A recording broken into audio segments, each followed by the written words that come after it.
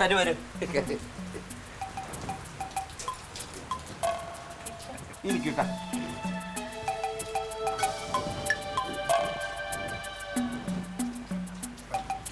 അവന് ഇരിക്കും.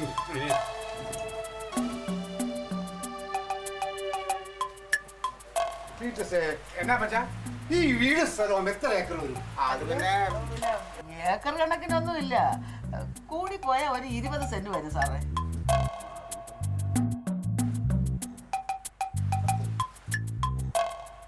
എടാ സിറ്റി വീടുണ്ടെന്നല്ലേ നീ പറഞ്ഞേ?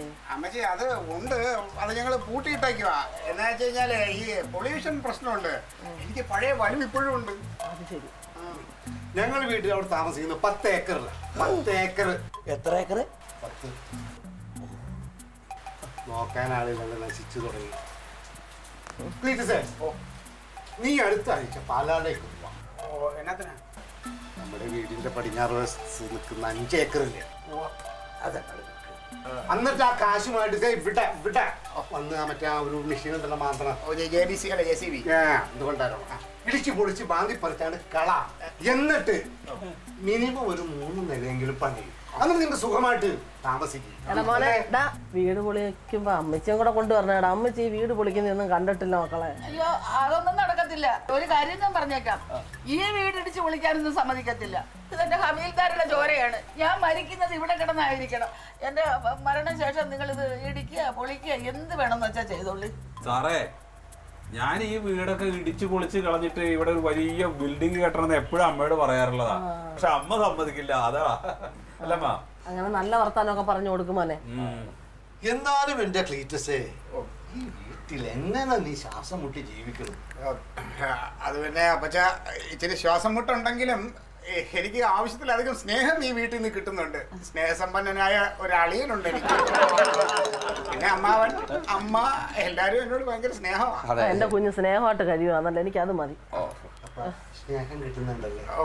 പിന്നെ ഒന്നും വേണ്ടല്ല. പിന്നെ ഒരു കാര്യത്തിൽ എനിക്ക് അഭിമാനമുണ്ട്. എന്റെ മോനായിട്ട് പറയല്ല, ഒന്നുമില്ലാത്തൊരു കുടുംബത്തിൽ നിന്ന് ഒരു പെണ്ണിനെ വിളിച്ചിറക്കി കൊണ്ടുവന്ന് പൊറപ്പിക്കുന്നില്ലേ, അതൊരു പുണ്യപ്രവൃത്തിയാണ്. അത് പിന്നെ ഞാൻ ഇഷ്ടപ്പെട്ടു പോയാൽ പിന്നെ കെട്ടിയല്ലേ പറ്റൂ. അല്ലെങ്കിൽ ഈ പെണ്ണ് ഇവിടെ നിന്ന് മൂത്ത് നരച്ച് പോകത്തില്ലായിരുന്നോ?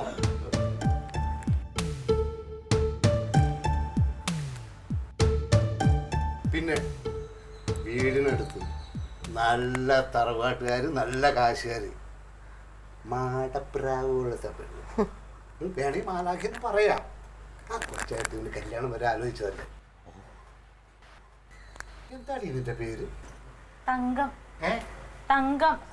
അല്ല, അങ്ങനെ കളിയാക്കൊന്നും വേണ്ട. എന്റെ ഭർത്താവ് വീരഭദ്രൻ നായർ പട്ടാളക്കാരനായിരുന്നു. എന്റെ മോൻ കനകൻ സർക്കാർ ഉദ്യോഗസ്ഥനും. ഈ സർക്കാർ ഉദ്യോഗസ്ഥന് മാസം എന്നാ കിട്ടും? ഞങ്ങൾക്ക് ഈ പാലക്കാർക്ക് സർക്കാർ ഉദ്യോഗസ്ഥൻ എന്ന് പറഞ്ഞാല് പുച്ഛ. ഇങ്ങോട്ട് നോക്കിയേ, എന്റെ 2 പെൺപിള്ളേരുണ്ട്. എനിക്ക് പാലായിലെ നമ്പർ 1 ബിസിനസ്സുകാർക്കാ കെട്ടിച്ചു കൊടുത്തായിരുന്നു, അല്ലാണ്ട് സർക്കാർ ഉദ്യോഗസ്ഥന്മാർക്കല്ല. പക്ഷെ അതൊക്കെ ഞാൻ ഇവർക്ക് പറഞ്ഞു കൊടുത്തിട്ടുണ്ട്. നിങ്ങൾക്ക് സമ്മതം ഉണ്ടായില്ലേ? ഞാൻ നേരത്തെ പറഞ്ഞു. ക്ഷമിക്കേ. അതെ, എന്നാ പിന്നെ ഇങ്ങനെ വന്നിരുന്ന് സംസാരിച്ചിരുന്നാ പോരല്ലോ. അവർക്ക് കുടിക്കാൻ എന്തെങ്കിലും കൊടുക്കണ്ടേ? ചായ എടുക്ക്. ചായ എടുക്കണോ കാപ്പി എടുക്കണോ? ഹോർലിക്സ്. ഹോർലിക്സ് ഉണ്ടാവില്ല. ഇല്ല, ഉണ്ടായിരുന്നു, തീർന്നു. കുഴപ്പമില്ല കുഴപ്പമില്ല.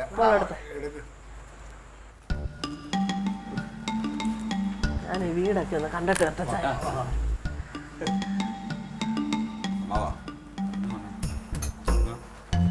നീ അങ്ങോട്ട് വരണേ. അപ്പച്ച യാത്രയൊക്കെ ചെയ്ത് വന്ന ക്ഷീണം ഉണ്ടാവൂലേ? ഇച്ചിരി സമയം കിടന്നൂടെ?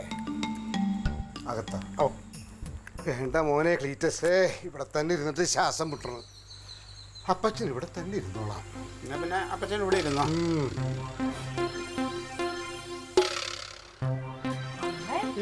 എന്താ അമ്മയുടെ കയ്യിലും കഴുത്തിലൊക്കെ കിടക്കണേ? ഓ, പിന്നെ അങ്ങനെ പറയാനൊന്നുമില്ലടി. ഓ, ഹബീൽദർ ഉണ്ടായിരുന്നപ്പോ എനിക്ക് എന്തുമാത്രം സ്വർണ്ണം ഉണ്ടായിരുന്നെന്ന് അറിയാമോ? എന്റെ കഴുത്ത് നിറച്ച് സ്വർണ്ണം ഇട്ടിട്ടല്ലാതെ എന്നെ വെളിയിലോട്ട് ഇറക്കത്തില്ലായിരുന്നു. വലിയ കുടുംബത്തിലുള്ളതാട്ടോ. ഞാൻ വിചാരിച്ചില്ല ഇങ്ങനെ. അല്ല, ഞങ്ങളിങ്ങനെ ഓരോന്ന് പറഞ്ഞോണ്ട് നിൽക്കുകയായിരുന്നു. സ്റ്റൗവിലാണോ നിൽക്കുന്നത് ഇവിടെ? അവനില്ലയോ? അയ്യോ, അവനെ കണ്ടില്ലേ? അപ്പുറത്ത് ഇരിപ്പുണ്ടായിരുന്നല്ലോ ഒരു കറുത്ത ഷർട്ടിട്ട്. അതാ എന്റെ മോൻ കനകായി. അവനല്ല, മൈക്രോവേവ്. കേക്ക് ഉണ്ടാക്കുന്ന സാധനം കേക്ക് ചോദിക്കുന്ന അവനുണ്ടായിരുന്നോ? അത് ഞങ്ങള് താഴെ ഒരു വീടുണ്ടേ, അവർക്ക് ഒന്നുമില്ല, അവർക്ക് അങ്ങ് എടുത്ത് കൊടുത്തു.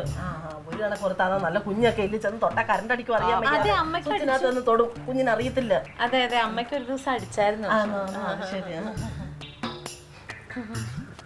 ഇവിടെ ഒരു വല്ലാത്ത മണം, വല്ലാത്തൊരു നാട്ടം.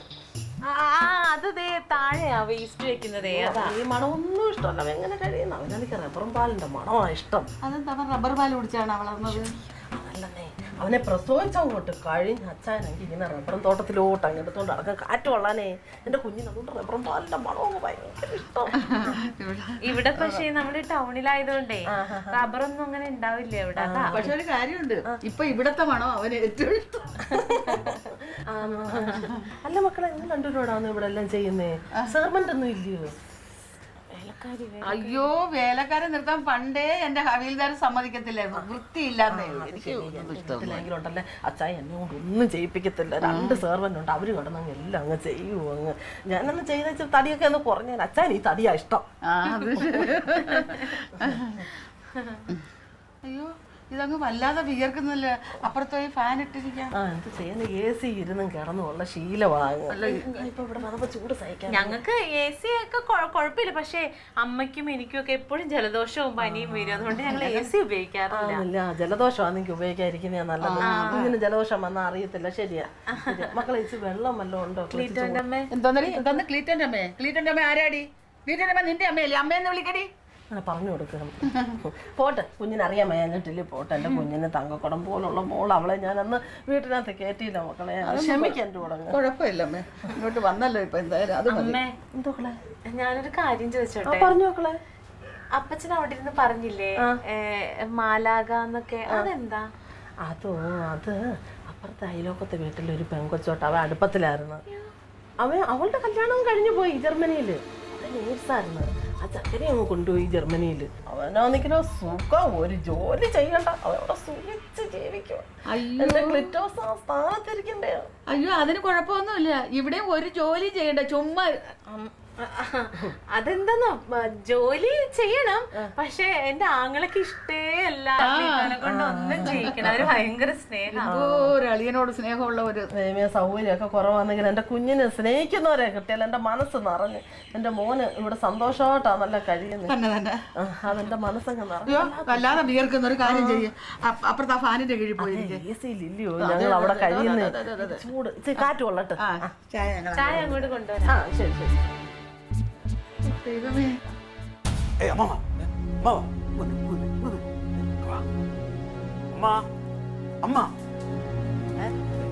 അതെ, ഈ ക്ലീറ്റസിന്റെ അപ്പനും അമ്മയെന്നും പറഞ്ഞിട്ട് വന്നിട്ടുള്ള 2 കക്ഷികളില്ലേ, അവര് ക്ലീറ്റസിന്റെ അപ്പനും അമ്മയല്ല. അത് നിനക്ക് മനസ്സിലായി?